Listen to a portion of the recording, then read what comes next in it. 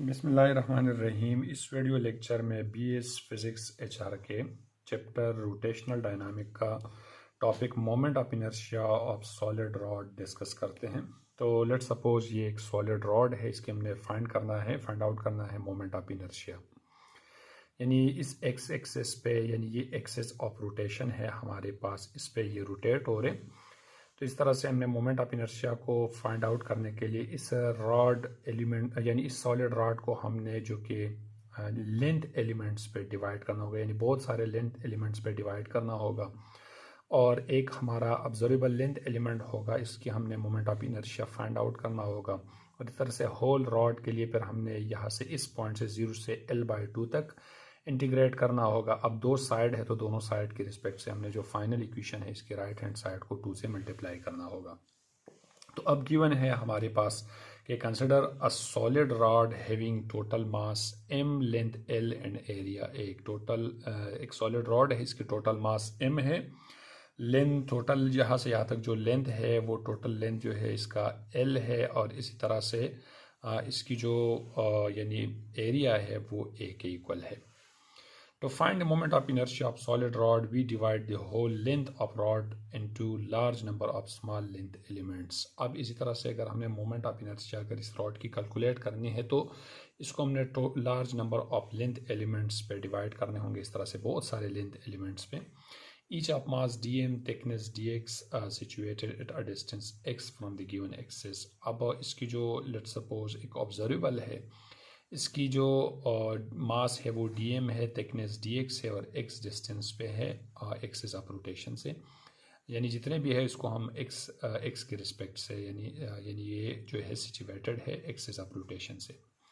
The moment of inertia of each rod is given bye. अब ये जो rod है इसके अंदर जो लेंथ एलिमेंट है, इसकी मोमेंट ऑफ इनर्शिया का जो जनरल इक्वेशन है वो हमें मालूम है, वो बराबर होगा यहाँ पर dm इज इक्वल्स टू, जैसे कि जनरल इक्वेशन जो है, यानी di is equals to moment of inertia di is equals to, या ये बराबर हो जाएगा di is equals to dm, और यहाँ पर हमारे पास इसकी जो यानी यहाँ सेंटर तक इसकी जो पोजीशन है वो x है, x² हो जाएगा। So this is equation 1। अब ये बना हमारे पास इक्वेशन 1, यानी जनरल फॉर्म है इस लेंथ एलिमेंट की सेंटर ऑफ मास की। अब इस तरह से इस रॉड की रिस्पेक्ट से, यानी इस सॉलिड रॉड की रिस्पेक्ट से इसको हमने कैलकुलेट करना होगा। तो इसके लिए रॉड की जो डेंसिटी है, the density of rod is given by density of whole rod या रॉड इज गिवन बाय। तो इस रॉड की जो डेंसिटी है वो बराबर होगा, जैसे कि इसकी इक्वेशन जो है रो इज इक्वल्स टू, यहाँ पर आ जाएगा हमारे पास मास पर यूनिट वॉल्यूम, यानी यहाँ पर rho is equals to mass per unit volume. लेकिन रॉड की जो वॉल्यूम है ये बराबर हो जाएगा यानी एरिया मल्टीप्लाई बाई लेंथ के, तो ये a मल्टीप्लाई बाई l के इक्वल होगा। So this is equation 2। अब ये बना सेकंड इक्वेशन। अब जो लेंथ एलिमेंट हमने कंसिडर किया है इसकी डेंसिटी बराबर होगा द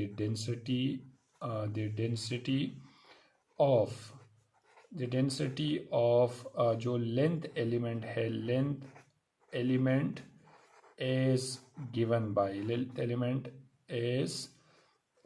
बाय जो लेंथ एलिमेंट है इसकी डेंसिटी बराबर होगा इस इक्वेशन के रिस्पेक्ट से, यानी रो इज इक्वल्स टू।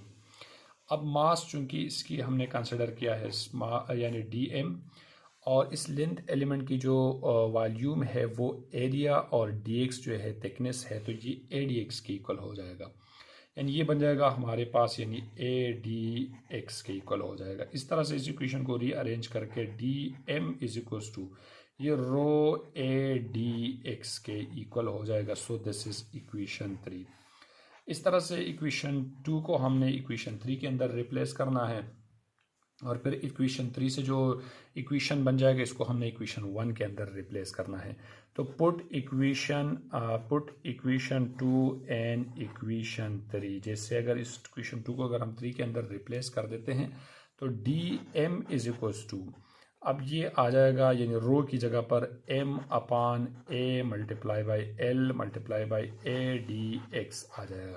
तो ये a के साथ कैंसिल हो जाएगा, और इस तरह से dm इज इक्वल्स टू ये m/l/dx बन जाएगा। अब इस इक्वेशन को हमने यानी जो इक्वेशन 1 है इसके अंदर रिप्लेस करना है, और ये जो लेंथ एलिमेंट है इसकी मास है, तो पुट इन इक्वेशन 1 या सो दिस इज इक्वेशन 4, और put equation 4 in equation 1, put equation 4 and equation 1। जैसे अगर इक्वेशन 4 को हम इक्वेशन 1 के अंदर रिप्लेस कर देते हैं तो इक्वेशन 4 जो है 1 जो है ये बन जाएगा हमारे पास, यानी di इज इक्वल्स टू, अब इस तरह से dm की जगह पर आ जाएगा m/l, यानी ये बन जाएगा हमारे पास, यानी di इज इक्वल्स टू ये बन जाएगा जैसे कि यानी ये m/l/dx और मल्टीप्लाई बाई इस तरह से x² आ जाएगा। इस इक्वेशन को रीअरेंज करके हमारे पास बन जाएगा, यानी di इज इक्वल्स टू यानी m/l(x²) इंटू dx बन जाएगा। और इस इक्वेशन को यानी ये इक्वेशन जो है ये उस लेंथ एलिमेंट की, जो लेंथ एलिमेंट था उसकी यानी मोमेंट ऑफ इनर्शिया है। सो दिस इज इक्वेशन 5, यानी equation 5 represent the moment of inertia of length element. Equation 5 represent the moment of inertia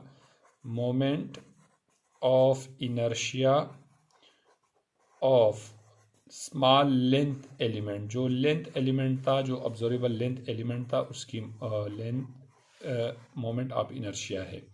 अब फॉर होल यानी जो होल यानी रॉड है, जैसे कि for whole rod integrate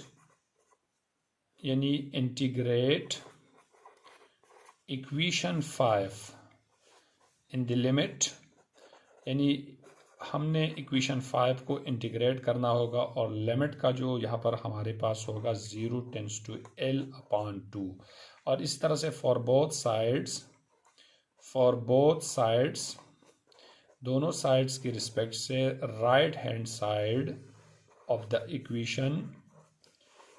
equation multiply by 2। तो राइट हैंड साइड जो है इक्वेशन का बनेगा उसको हमने 2 से मल्टीप्लाई करना होगा। तो अब जैसे ये इक्वेशन आ जाएगा, यानी integral di is equals to यहाँ पर 2 multiply by integral 0 tends to l/2, और यहाँ पर m/l x² dx आ जाएगा। m/l इसमें से कॉमन है, ये इसके साथ कैंसिल हो जाएगा, यानी i इज इक्वल्स टू 2, इस तरह से m/l integral 0 tends to l/2 x² dx आ जाएगा। अब जैसे x² है, x को अगर हम रिस्पेक्ट टू x डिफरेंशिएट कर देते हैं तो हमारे पास 1 आ जाते हैं।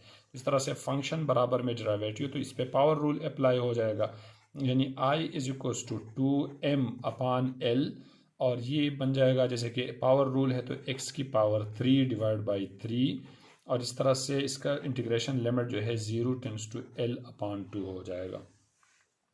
तो अब ये जो i है, i is equals to 2m/l, और इस तरह से 3 को अगर मैं l के साथ लिखूंगा तो ये 3l हो जाएगा, और इस तरह से x³ यानी इस पे अगर मैं ये लिमिट अप्लाई करूंगा तो ये आ जाएगा मेरे पास, यानी x की जगह पर l/2 की पावर 3, इस तरह से -0 की पावर 3 आ जाएगा। तो इसको सॉल्व करके i इज इक्वल्स टू यानी 2m/3l, और इसका जो सोल्यूशन है ये l की पावर 3 डिवाइड बाई 2 की पावर 3 8 के इक्वल होते हैं। तो इस तरह से ये 2 इसके साथ 8 के साथ कैंसिल हो जाएगा, ये 4 हो जाएगा, ये l इस पावर के साथ कैंसिल हो जाएगा, यहाँ पर 2 बचेगा।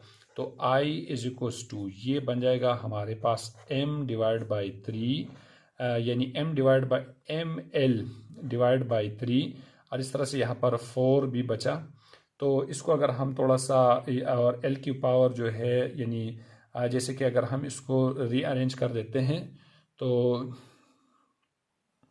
तो यहाँ पर l² हो जाएगा, और इस तरह से मल्टीप्लाई बाई 4। तो इस इक्वेशन को रीअरेंज करके i इज इक्वल्स टू 3 4 12 तो 1 डिवाइड बाई 12, और इस तरह से ml² यानी i is equals to I is equals to 1 divide by 12 ml²। तो ये बन जाएगा हमारे पास, यानी जो रॉड है, यानी सॉलिड रॉड है, उस सॉलिड रॉड की moment of inertia.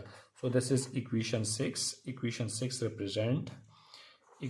6 represent the moment of inertia of solid rod। जो solid rod है इसकी moment of inertia। तो ये था concept moment of inertia of solid rod के। अल्लाह हाफिज़।